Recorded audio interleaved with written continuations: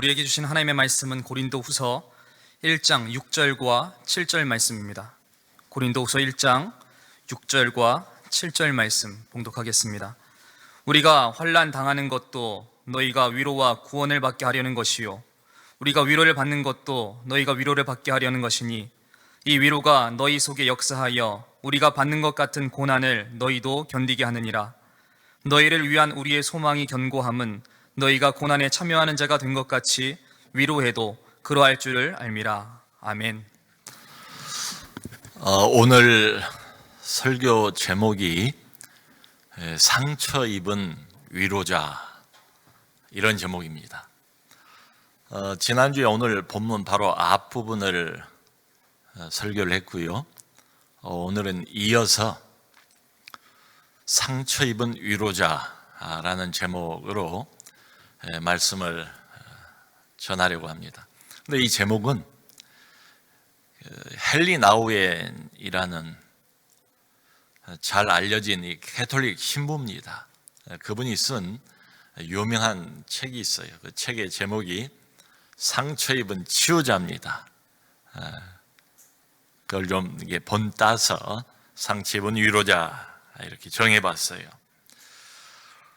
성도 여러분, 여러분은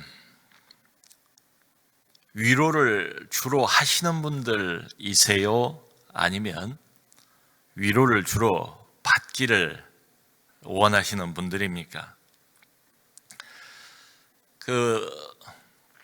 자기 연민이 좀 강한 사람들이 있죠. 우리 안에도 우리 주변에도 있습니다. 자기 연민이 강해요. 자기에 대한 집착이 강해요. 이런 분들은 늘 위로를 받기를 원하지요. 그래서 입을 열면 자기가 어렵다는 이야기, 온 세상에서 자기만큼 어려운 사람은 없는 것처럼 늘 자기 어려운 이야기를 많이 하십니다. 그래서 이제 사람들의 시선을 집중을 하는 거예요. 위로 받기를 원하는 거죠. 근데 여러분, 건강한 크리스찬이라면 어때야 될까요? 아무래도 둘 다를 함께 가지고 있는 사람이 건강하지 않을까요? 위로를 받기도 하지만 사람이 항상 강할 수는 없으니까요. 나도 위로가 필요한 때가 있어요. 하지만 또 동시에 얼마든지 고통당한 사람에게 위로를 할 수 있는 사람, 이 둘이 적절하게 함께 조화를 이룬 사람이 건강한 신앙 아닐까 생각이 돼요. 자, 그런데 여러분, 건강한 위로자, 이게 그냥 되겠습니까? 그냥 되진 않아요. 성경을 보면 어떤 사람이 진짜 위로자가 되는가 조건이 하나가 있어요. 이게 좀 우리 믿는 사람들에게 특별해요. 먼저 자기가 상처를 입어야 된대요. 이제 오늘 설교 제목하고 그게 맞는 겁니다. 먼저 상처를 입어야 돼요. 그러니까 환난과 고통과 어려움, 이런 것들을 우리가 겪지 않습니까? 그러면 우리 안에 상처가 생겨요. 상처가 만들어지죠. 자, 그런데 지난번에 우리가 보았던 내용도 이겁니다. 상처만 있는 게 아니래요. 상처만 받고 끝나는 게 아니래요. 그러면 위로자 못 돼요. 항상 뭐가 있습니까? 하나님의 위로가 함께 하세요. 하나님의 위로를 동시에 경험을 해야 돼요. 말하자면 고통과 어려움 속에서 우리가 받는 여러 가지 상처와 아픔, 이런 것들이 하나님의 은혜로 녹아지고 이게 승화될 필요가 있다, 이런 말이죠. 여러분, 보석 중에 진주가 있지 않습니까? 진주 얼마나 이뻐요. 이게 아주 동그랗게 영롱한 빛을 발하는 진주. 그 진주가 어떻게 생기는가 봤더니요, 조개가 이제 조개 안으로 이물질이나 모래나 이런 것들이 들어오면 상처를 받아요.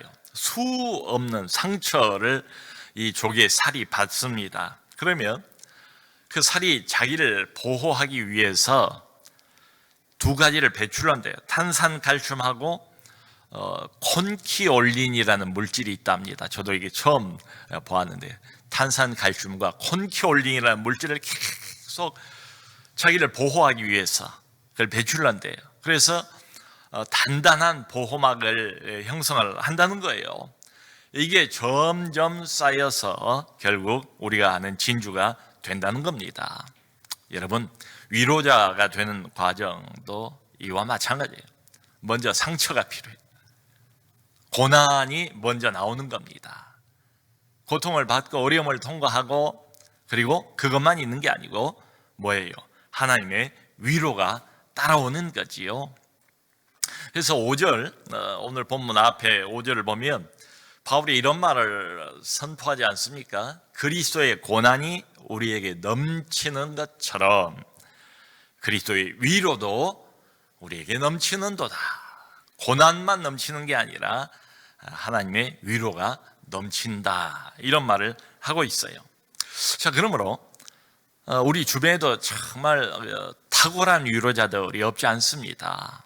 참 그 사람 가까이 가면 그냥 마음이 훈훈해지는 위로자. 그 탁월한 위로자들의 공통점이 이거예요.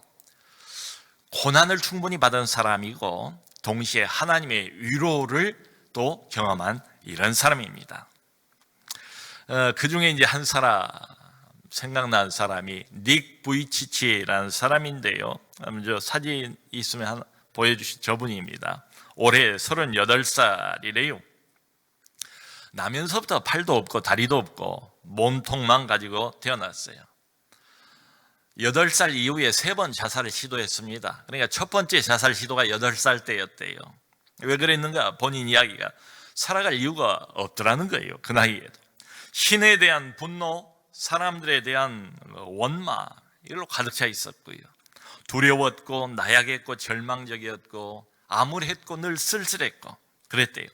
그러다가 이 닉 부이치가 위로자이신 예수 그리스도를 만난 거예요. 그래서 자신의 상처와 고통이 그리스도 안에서 치료가 완전히 됐어요. 삶의 새로운 의미를 발견하게 된 겁니다. 그리고는 본인 스스로가 이제는 위로자가 된 거예요. 이 닉 부이치가 요즘 특별히 미국이 코로나19로 얼마나 어렵습니까? 그 코로나19에 대해서 최근에 이런 이야기를 했더라고요. 코로나19가 우리 일상을 완전히 쓸어가 버렸습니다. 매일매일 하나님이 얼마나 필요한지 우리에게 알려주고 있습니다. 지금 상황은 우리 대부분이 겸손할 수밖에 없습니다. 저는 강연 계획이 65%가 취소가 됐습니다. 저는 아침에 눈을 뜨면 눈 뜨자마자 누군가를 의지해야 됩니다. 겸손할 수밖에 없습니다. 코로나를 통해서 하나님은 우리를 겸손한 환경으로 이끄십니다. 달려가고 있는 우리를 멈추십니다. 그리고 기도하지 않고 있는 모든 핑계를 없애셨습니다. 여러분, 지금은 깨어나야 할 때입니다. 회개해야 할 때입니다 하면서 하는 말이, 나의 소망은 예수 그리스도의 피와 그분의 의로움 위에 서 있습니다. 예수님의 이름만이 굳건한 반석이고 다른 모든 것은 위태로운 모래에 불과합니다. 그러므로 지금이 바로 이래야 할 때입니다. 예수님을 몰라서 견고한 반석 위에 서 있지 않은 친구와 가족들 가라앉고 있는 것을 보고만 있겠습니까? 지금 전화해서 여러분의 이야기를 전해 주십시오. 하나님이 당신에게 한 일을 말하십시오. 그들에게 하나님이 사랑한다고 말하십시오. 다른 모든 것은 가라앉는 모래지만 예수님만은 견고한 반석이라고 지금이 말해야 할 때입니다. 이런 이야기를 했습니다. 됐습니다. 사진. 만일에 어떤 목사님이 이런 이야기를 했다면 별로 위로가 안 됐을 것 같아요. 그런데 이 말을 한 사람이 닉 부이치기 때문에 큰 위로가 되고 또 도전이 돼요. 여러분, 닉은 자신의 상처를 극복한 사람이고 그래서 위로자가 됐어요. 오늘 본문 6절 말씀을 보면 바울이 이렇게 말합니다. 우리가 환난을 당하는 것도 너희가 위로와 구원을 받게 하려 함이요, 우리가 위로를 받는 것도 너희가 위로를 받게 하려 함이라. 그러니까 이게 무슨 말이겠어요? 우리가 겪는 환난, 또 우리가 겪는 고통은 의미가 있다는 거지요. 다른 사람을 위한 것이다, 이런 뜻입니다. 여러분, 요즘에 저희가 창세기 요셉 이야기를 아주 흥미진진하게 읽고 있지 않습니까? 요셉은 어떻습니까? 참 힘든 나날을, 고통스러운 시간들을 보내지 않았습니까? 인간적으로 보면 형들에게 배신당하고 애굽의 어린 나이에 팔려가고 말이죠. 억울한 누명을 쓰고 감옥살이를 하고. 그런데 성경을 보면 요셉 인생에는 항상 하나님이 함께 하셨지요. 함께 하세요. 그래서 결국 어떻게 됩니까? 요셉이 사람이 변하지요. 어떻게 변해요? 고통을 통과하고 위로자가 되지요. 부당하고 억울한 고난, 어려움, 이런 것들을 통해서 하나님은 요셉을 위로자로 만들어 내십니다. 우리가 그것을 요즘 아주 생생하게 보고 있는 중입니다. 그러니까 나중에 보면 요셉이 자기를 이제 만난 형들, 요셉의 보복을 두려워하는 형들에게 이런 말을 해요. 형들이요, 당신들이 나를 팔았다고 근심하지 마소서. 하나님이 먼저 나를 이 이리로 보내셨습니다. 당신들과 당신들의 자손들을 구원하기 위해서 나를 먼저 이리로 보내셨습니다. 당신들은 나를 헤아려 하였지만 하나님은 그것을 선으로 바꾸셨습니다. 그러므로 두려워하지 마소서. 내가 당신들과 당신들의 자녀들을 기르리이다 하면서 창세기 마지막 부분을 보면 이런 말이 나와요. 요셉이 간곡한 말로 형들을 위로하였더라.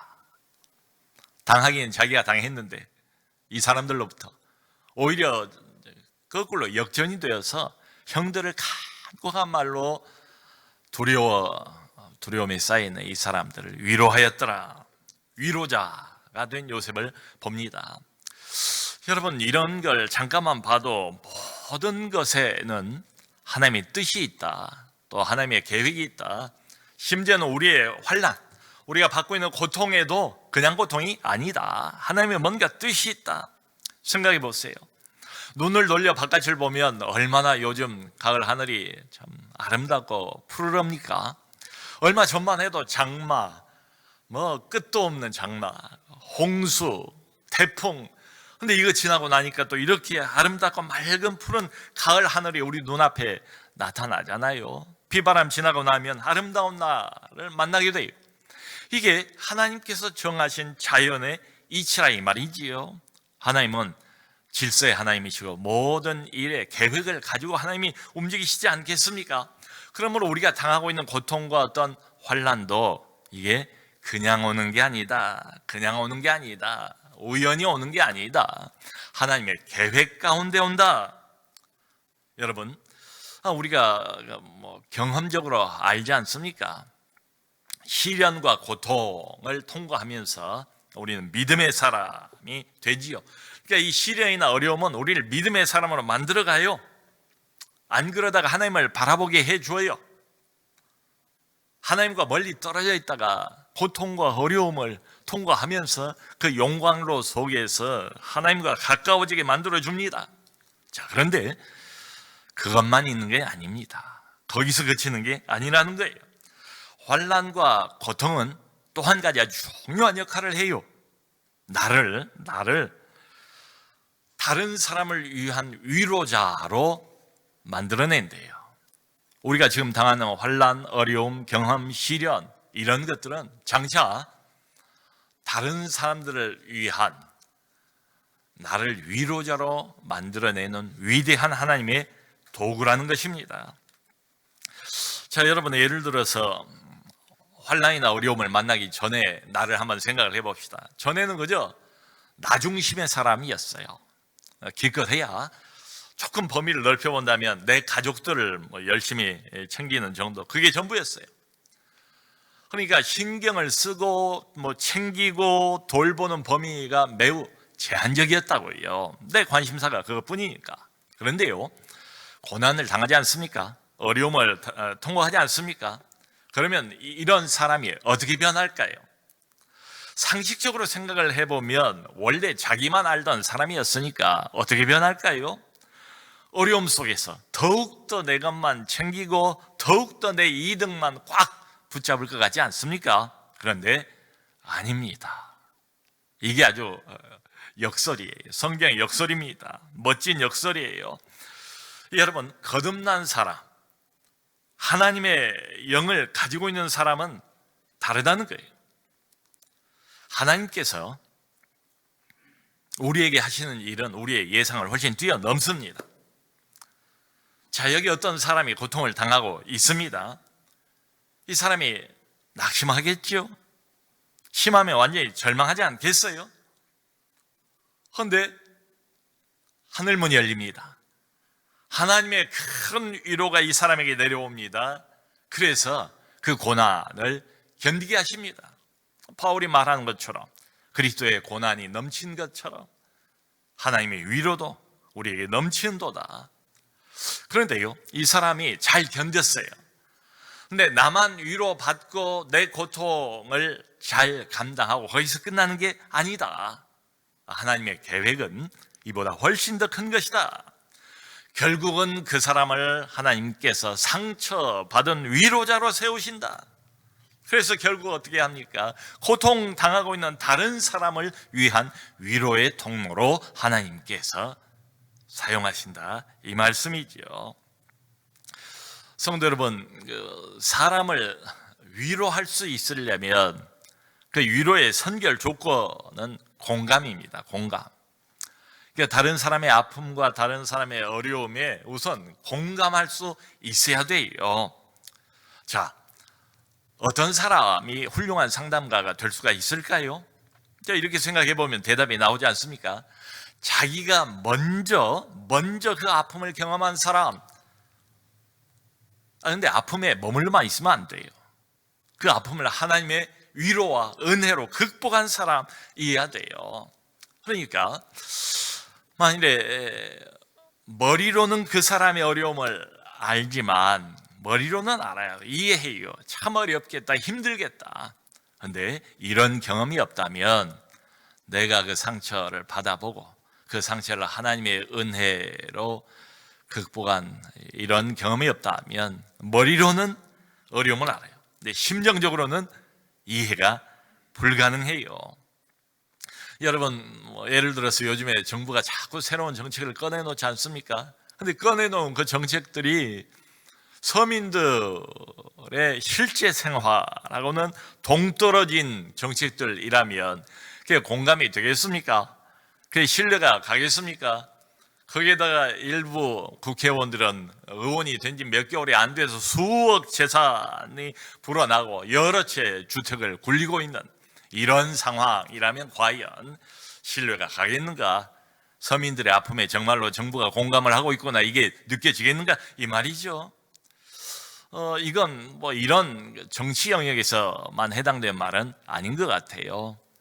여러분, 그 유명한 영국의 설교자인 찰스 스펄전이 설교학 강의를 하는데 거기도 아주 흥미로운 이런 말이 있어요. 제가 최근에 읽어봤는데요. 150년 전 사람인데 스펄전 시대가, 그때도 참 지금 우리의 심정과 비슷했구나, 이런 생각을 했습니다. 어떤 한 사람을 소개하는데요, 이 사람 이름이 미스터 태플렛이에요. 미스터 태플렛이라는 사람, 이 사람이 설교자예요. 유명한 강사였던가 봐요.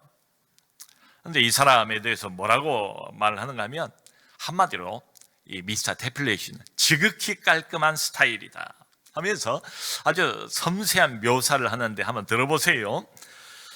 이 발사가 오전 내내 머리를 만졌는지 머리카락 하나도 흐트러짐이 없었다. 그리고 얼굴에는 눈처럼 하얗게 분을 발랐다. 그리고 몸에 향수를 뿌렸는지 사향 고향이처럼 이 사람이 지나가면 온통 향기가 진동을 했다.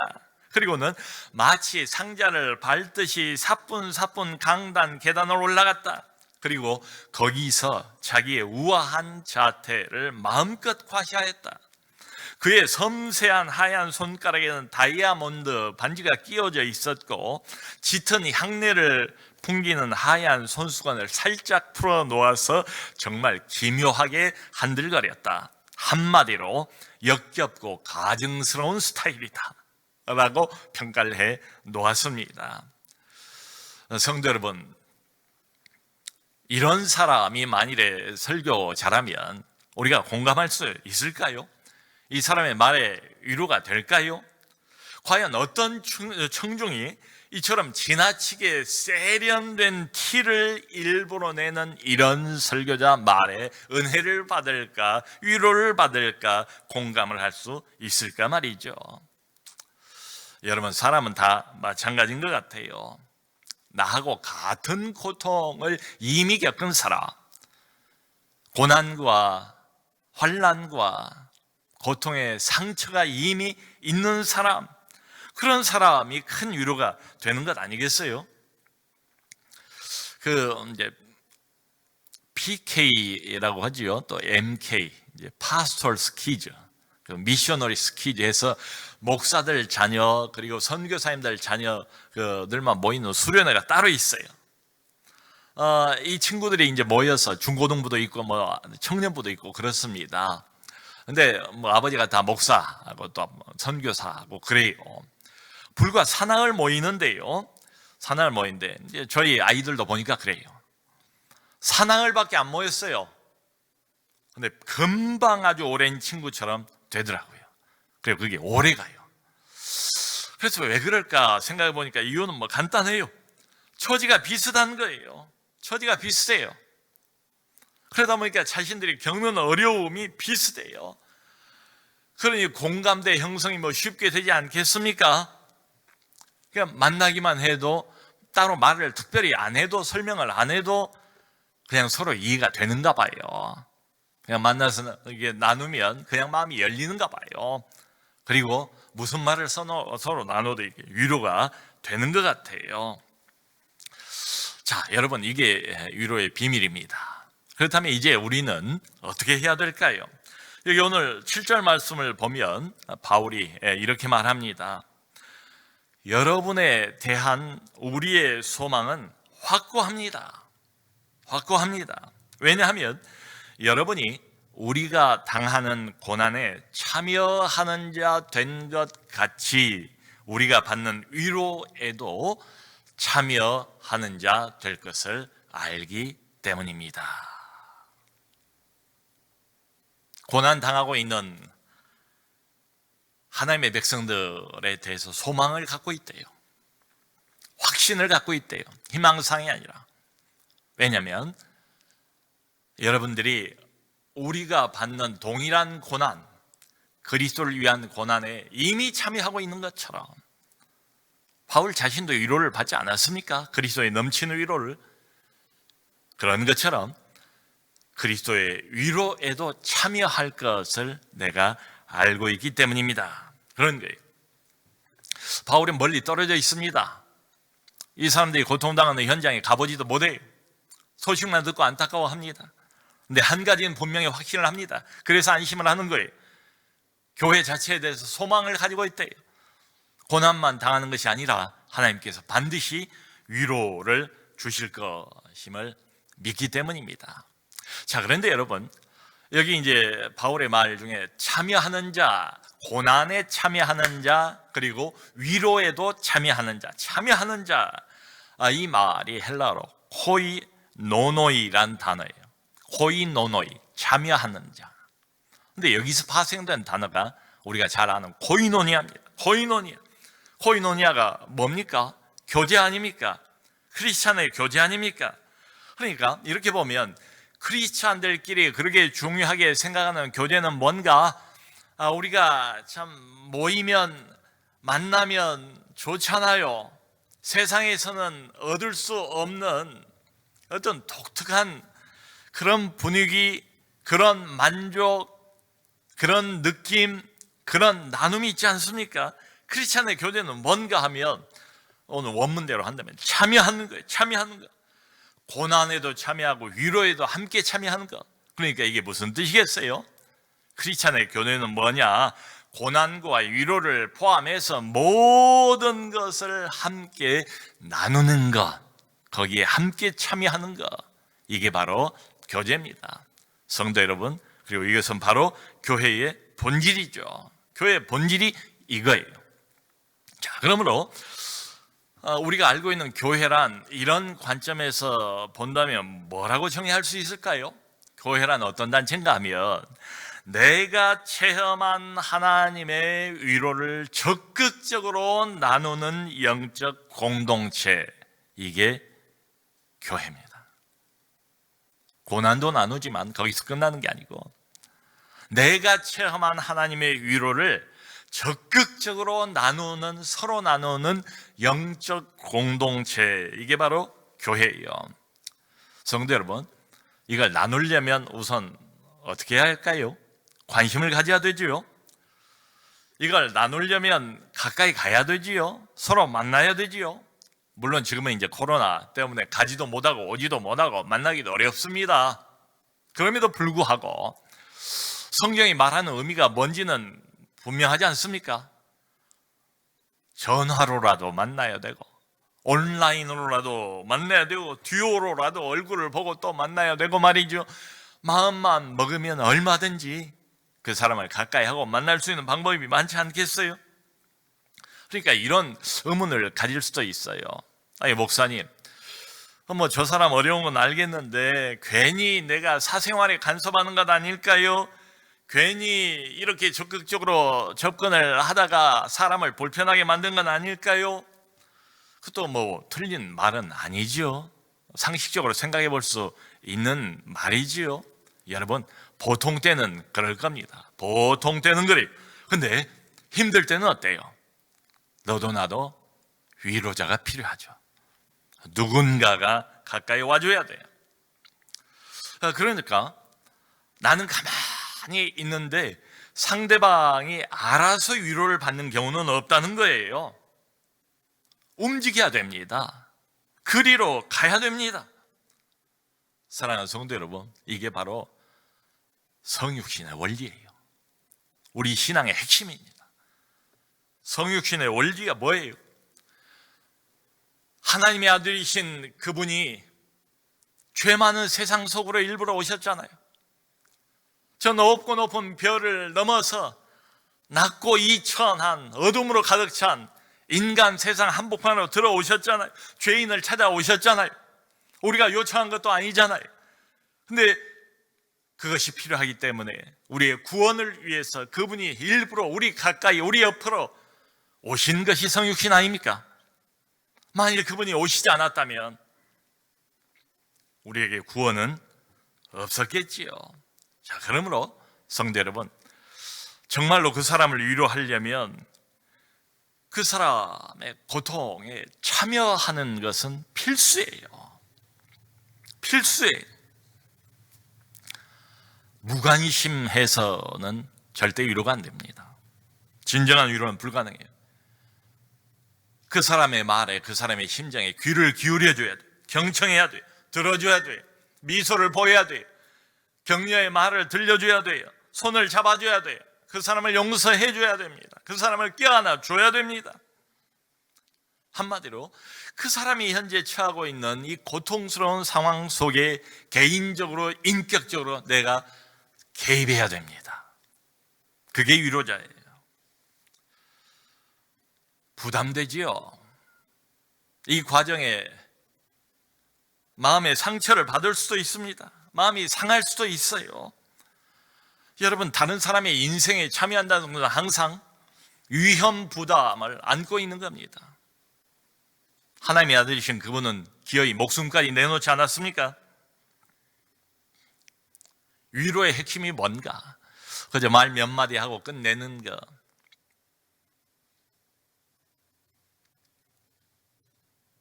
가까이 갈 생각은 안 하고 멀찌감치서 그저 기도 몇 마디 하는 것, 그건 아니라고 생각해요. 그 헨리 나우엔이 크리스찬의 위로가 뭔가, 그 위로의 핵심을 이렇게 정의를 했어요. 위로란 결국은 뭐냐? 적어도 믿는 사람들에게 남을 위해서 자기의 생명을 내어주는 것, 이게 위로의 핵심이래요. 예수님이 그랬던 것처럼 남을 위해서 내 생명을 내어주는 것, 이게 위로의 핵심이래요. 그리고 이 원리는 지금도 변하지 않았습니다. 제가 이렇게 목회를 해오면서 참 많은 경우에 많은 사람들을 만나고 또 위로를 해왔습니다. 근데 그 중에서도 또 그때 그 사건, 그 어려운 시간을 잊지 못하고 계속 고마움을 표시하는 분들이 있어요. 그러니까 그야말로 두고두고 진심으로, 그것도 진심으로 이게 고마움을 자꾸 말씀을 하시고 표현을 하시고 그래요.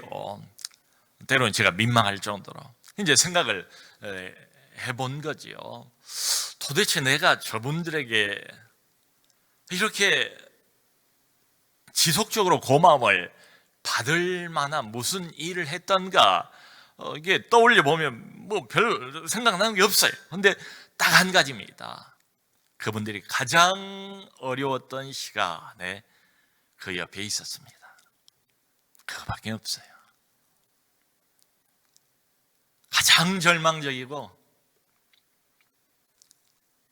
어떤 사람의 손길도 붙잡기 어려울 그때에, 사람의 손이 위로가 안 될 그때에 목사인 제가 보니까 그분들 인생 한복판에 있었더라고요. 그분들 곁에 있어줬습니다. 그거밖에 없어요. 그러므로 사랑하는 성도 여러분, 하나님이 우리에게 고통과 환난과 어려움을 주신 이유, 그저 하나님 은혜 받고 잘 극복하고 그리고 또 인생 목표를 향하여 열심히 돌진하고 전진하라, 그런 건 아니라 이 말입니다. 내가 먼저 고난 가운데서 넘치는 그리스도의 위로를 체험하고요, 이게 우선이고, 거기서 끝나는 것이 아니라 나의 고통과 나의 어려움에는 하나님의 보다 큰 계획이 있다. 이 환난과 이 어려움, 하나님의 은혜로, 하나님의 위로로 잘 감당하고 통과하고 난 뒤에는 나와 비슷한 고통을 지금 현재 당하고 있는 수많은 형제자매들, 내 옆에 하나님께서 붙여준 나의 사랑하는 사람들, 그 사람들의 고통에 너도 참여하라, 적극적으로 개입하라. 그래서 우리가 받았던 환난 중에 받았던 그 위로로서 다른 사람들을 위로하는 그런 위로자가 되라. 모쪼록 코로나19로 인해서 너도 어렵고 나도 다 같이 어려운 때지만은 이 말씀을 기억합시다.